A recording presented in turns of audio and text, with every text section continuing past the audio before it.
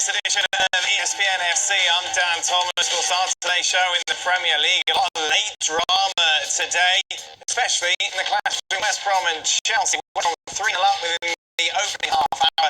Chelsea, though, get themselves back into it. They keep equalising the season's full share. Stuart Robson, Shaka hits up, and Stevie Nicol with us. Stevie, I suppose it's the epitome of a game of two halves. Yeah, no, half. I mean, you talk about an absolute defensive shambles, and in the second half, Chelsea were going to go at it and they were going to score. Now, I didn't think they were going to get the 3 goals they needed, but you knew that this was going to be a complete backs to the wall job for West Brom. And West Brom that bring the goals, but you have Tammy Abraham and Timo Werner who miss absolute sitters when it's still 1-0. And I can only think that you put this down to Chelsea being rather complacent, coming up to the Hawthorns against a newly promoted West Brom, who have been conceding bucket loads even before this, and thought it was all done and dusted. Well, they got a pretty harsh wake-up call, which I'm sure Frank Lampard reiterated at half-time, and somehow got a point. But they got away with absolute murder there for being just refusing to get off the bus. It felt like when you saw that first half performance. Robbo, early on in the season, a little bit of pressure already on Frank Lampard. Yeah, I don't think he coped particularly well with it in the first half. When you're not playing well and the team have made mistakes, you expect the manager to be on the side and start instructing, making things happen. He was sitting in the dugout almost as if he realised that they weren't playing very well and he was going to have to wait till half-time to make the changes. I thought he could have made the changes that little bit earlier, got the players motivated that little bit earlier. You know, the players needed him on the side of the field and started giving some instructions in that first half. Not once they got into the second half, but he changed it at half-time. I think he made 1 or 2 good changes. It looked as though it wasn't going to go their way. They looked dysfunctional at times in that second half, but eventually they got the points. And you have to say it's all the youngsters that got the goals for them, so that's good for him, his point of view. The concern, Robbo's got to be, this was only West Brom. And West Brom on a particularly good side, and they set out to defend very deep and try and catch Chelsea on the counter-attack, hope for Chelsea mistakes, and that's exactly what Chelsea did. The first mistake by Alonso, who's under pressure for his position from now on, with Chilwell coming back in, being fit at some point and coming into the side. Thiago Silva, as Stevie said, made a lapse of concentration, too casual when he played the ball into midfield. The midfield player should have turned and played it forward. That summed up Chelsea in the first half. And then from the set play, they weren't picking up. They start to come out, Bartley gets in and it's a goal. So there was lots of things that were wrong with that Chelsea performance in the first half. How much of a concern is this going forward for Chelsea, Stevie? huge, absolutely huge. You know, these the Thiago Silva one's an individual error, but the other errors are from 2 players who just got the basics completely wrong. I mean, Alonso's header is a horrible attempt. Just clear it. Don't try and be clever. And actually, Reece James, who started his Chelsea career well, he made real basic errors today. You know, he ran back into the box instead of closing the ball down straight away for the first goal, and then he doesn't step out with everybody else for the other goal he's involved in. So these are basic errors that are worrying. If all 3 goals were Thiago Silva-esque, then you can say, you know what, it was just one of these days. My worry for them is against a proper attack. If you're losing 3 goals against West Brom's attack, you're in big trouble when it comes to real attacking, a real good attacking front line. Timo Werner can be okay, Robbo? I don't like the position he was playing in today. I think he's a better centre forward when he's running in behind. That's his strength, making little darting runs, getting in behind people. When he comes from the left-hand side, yes, he's done that for Germany, he's done it for Leipzig before, but that's not when he's at his best. And that's one of the problems I think at the moment Frank Lampard has. He's not sure of his best formation, he's not sure of his best team. They've changed from week to week, and you can see that today there was no fluidity in their play. So that's something he's got to sort out pretty quickly. It was all very bitty, wasn't it, from Chelsea, Shaq? Yeah, it was. And listen, it's hard to legislate for some of the individual errors on both ends of the pitch. And then you have to throw all caution to the wind in the second half. If you're Chelsea and Frank Lampard, you're looking for the positives. One is that I don't think you'll see a worse 45 minutes of football from them this season, yet somehow they come up with a point. Kai Havertz, who has come into some early criticism, at least he linked up with Hudson-Odoi well for that third goal and seems to be finding a more natural position for him. But you've got the added concern of Edward Mendy now coming in to a back four who are laden with errors if the first half is anything to go by, and now added new face and still trying to figure each other out. So Frank Lampard has got his work cut out for him, and it's not easy given the kind of money that he spent, the kind of egos in that dressing room, and how poor the performances have been so far. So it finishes 3-3 in that game. We thought the Brighton-Manchester United game had finished in a draw as well, the full-time whistle going. However, VAR would tell the referee to take a look at a penalty shout. The referee then gave it. United converting the spot kick to make it 3-2. First off that instance, Stevie, by the letter of the law, I suppose everybody did everything right. Yeah, 100%. It was a penalty kick. It was before the referee blew the final whistle. And so Fernandes takes it, and 5 minutes onto the 90. And then Brighton equalise after 5 minutes of the added time. Down from there, they created chances. They kept on finding space just in front of Manchester United centre halves and had 2 or 3 shots which hit the post or the bar. So I think it was a very good performance by Brighton. Not a particularly good one from Manchester United, but they got away with it and got the 3 points. After the defeat against Crystal Palace last week, Shaq, you thought, right, here we go, they're going to come together and really put in a shift here. But they didn't. They looked really flat again.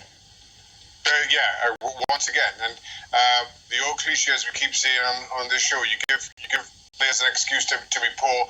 9 times out of 10 they're going to take it, and Ole Gunnar Solskjaer still talking about the fact that they don't have a pre-season and how difficult things have been. But everybody's had to endure exactly the same circumstance and getting to this point in the season. Listen, I know Brighton didn't play European football, but let's turn the page and move on. Is it that easy to do? Have we seen enough from United in these opening matches to suggest that they can kick on? Not really, no.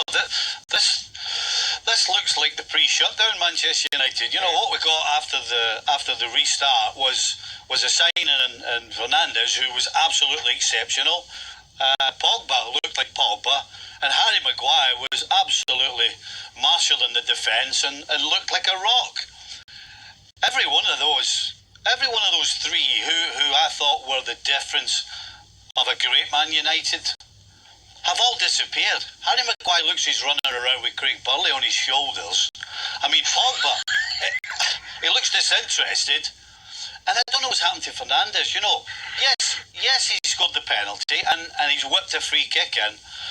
But the Fernandes we knew when he came is an actual open play, was getting in gaps and having shots and playing people in and just mesmerising us. He's kind of disappeared a little bit as well. So Man United, I'm not so sure they can just put this down to, it was one of those days, because it was another one of those days. Now, Ed Woodward, of course, has been taking the brunt of the criticism, Robbo, for not bringing in new faces in the transfer window. However, Solskjaer has got this squad, and he needs to start coaching them, doesn't he? Absolutely.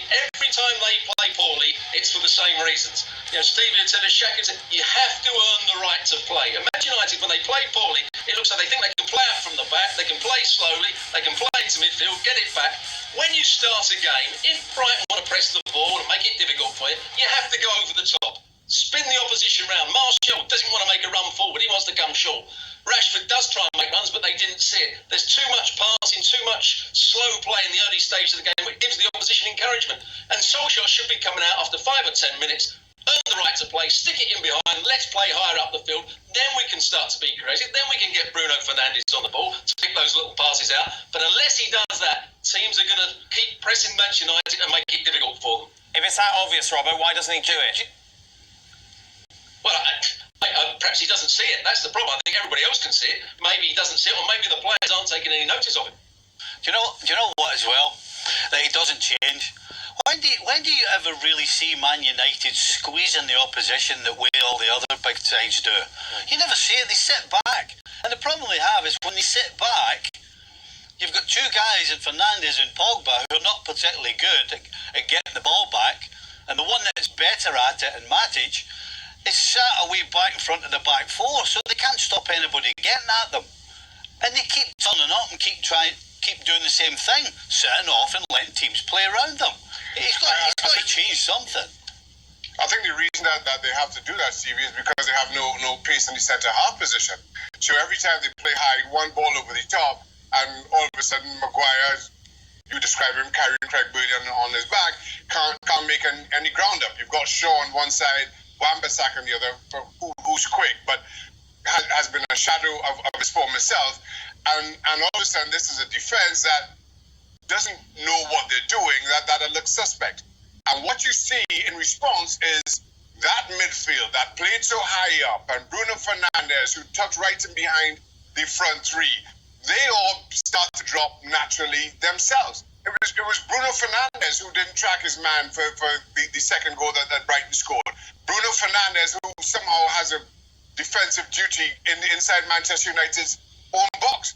So that speaks to a lack of confidence by the midfield, by the entire Manchester United midfield in their defence. They start dropping deeper. There's bigger gaps between them and the front three, and they just get exploited. Everton at the moment at the top of the table, 3 wins out of 3 for Carlo Ancelotti's side. Not without, though, its controversy today. The penalty that proved to be the winner, leaving Roy Hodgson furious. Shaka, was it a handball?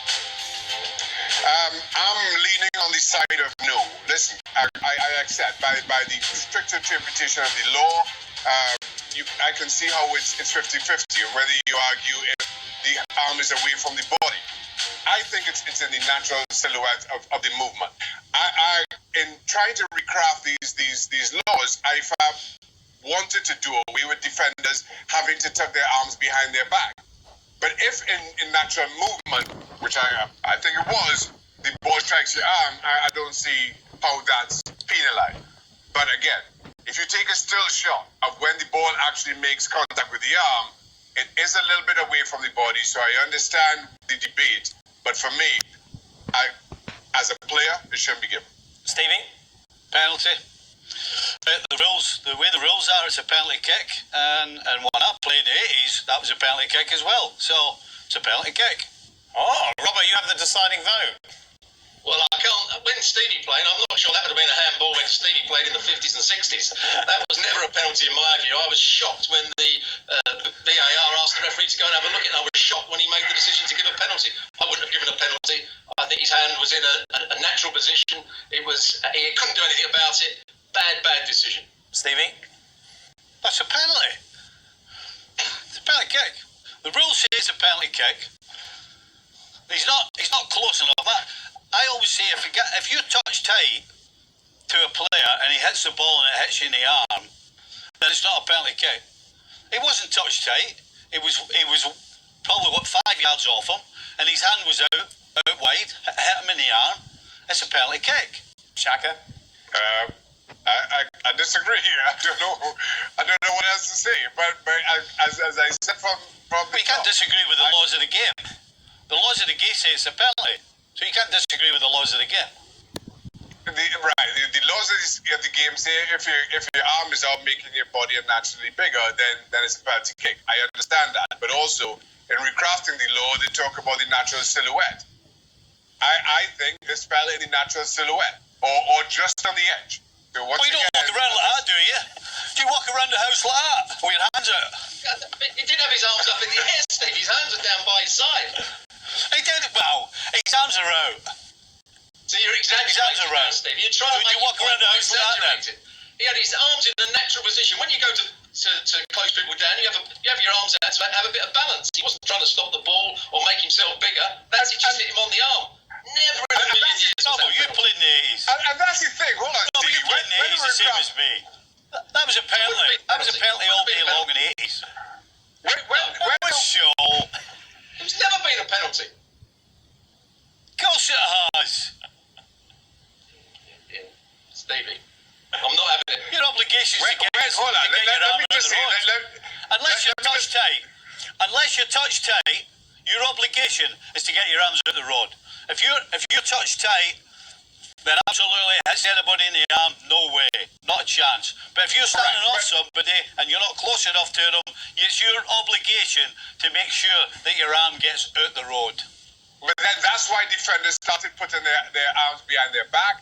That's why IFAB went back to the laws to redraft, because that's not natural. And as much as you talk about walking around the kitchen, how I walk around the kitchen is, well, maybe it's more reflective of how I play this goal. But it's not reflective of how everybody plays. I sat next to you, Stevie. Well, no, we're back on this defending, lad.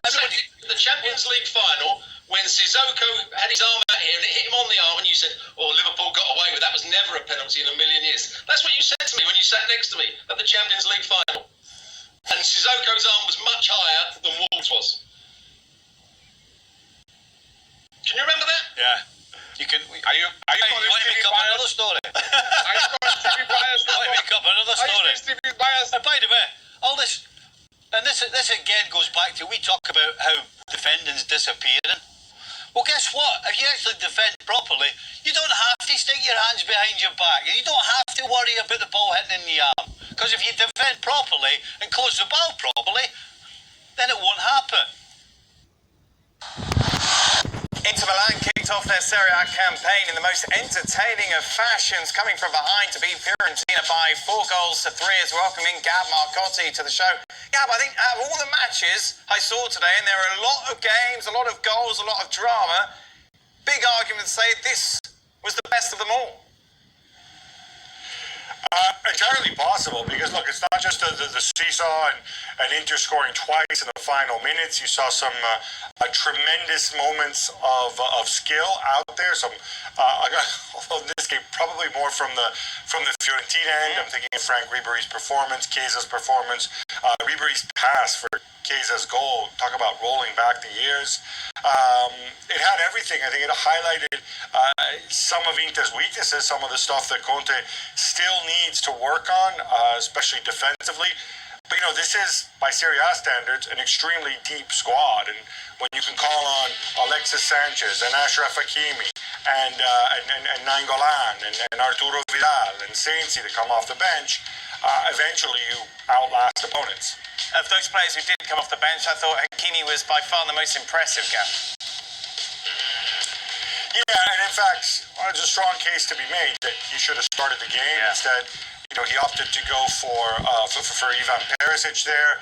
You can kind of see why he doesn't want to give up on Perisic. He's got Kolarov playing in the left center back position behind him, although I don't know how long that's going to last. But I mean, there's no question. I mean, Achraf Hakimi was signed to be a starter, and so was Arturo Vidal. And you expect Vidal to work his way into the lineup as well, of course, but he just got there a few days ago. Gab, you mentioned it, but I feel we need to maybe spend more time on how good Ribery was.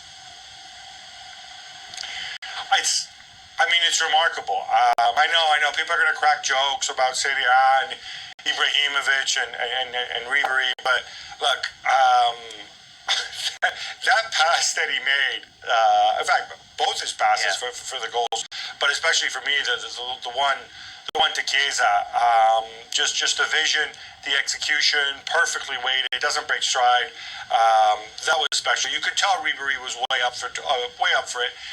There was some suggestion. I was talking to somebody at Fiorentina who said, you know, he feels a little bit bad that last season, obviously, he missed a big chunk of the season through injury. He wants to show, his gratitude to the club, to the fans of the city, and show that he still has it. He wants to make every minute on the pitch count. And, I think I never would have thought, even just sort of 2 years ago, if you told me, oh, yeah, Frank Ribery and Arjen Robben would still be playing. Robben, of course, coming out of retirement to get back onto the pitch for Groningen. I never would have thought so. But, you know, when you've got that quality, I think as a footballer, the technical ability side of things is probably the last thing to go. Ribery on the losing side, Inter taking all 3 points. Gab, go into a little more detail what we learned from Inter today going forward. Well, all right, so Lukaku didn't have a great game, and I think that really impacted them. On the upside, Lautaro scored a tremendous goal and looked sharp. I think the whole Eriksen to set them up, I was a bit surprised because it looked as if Conte had gone cold on him. I don't know how much that worked today. I think it might have also been, the fact that he had Perisic out wide rather than perhaps a traditional wing back. I think there's work to be done at the back. If you are going to play with Kolarov in the back three, I think you need to have the right pieces around him. I don't know how that's going to work longer term. I don't know if his set pieces and his leadership are worth what you lose in terms of pace. It kind of forces you to defend deeper. That midfield, Barella and Brozovic, penciled in perhaps as starters this season, but you can feel the weight of competition into talking about it again. Saying we have 8 central midfielders, we have to move some guys on, and I think Conte still hasn't made his mind up on who his regulars are going to be in that area of the pitch. Gamal Coddy, as always, thank you very much for joining us. No doubt where the big game is tomorrow in Italy.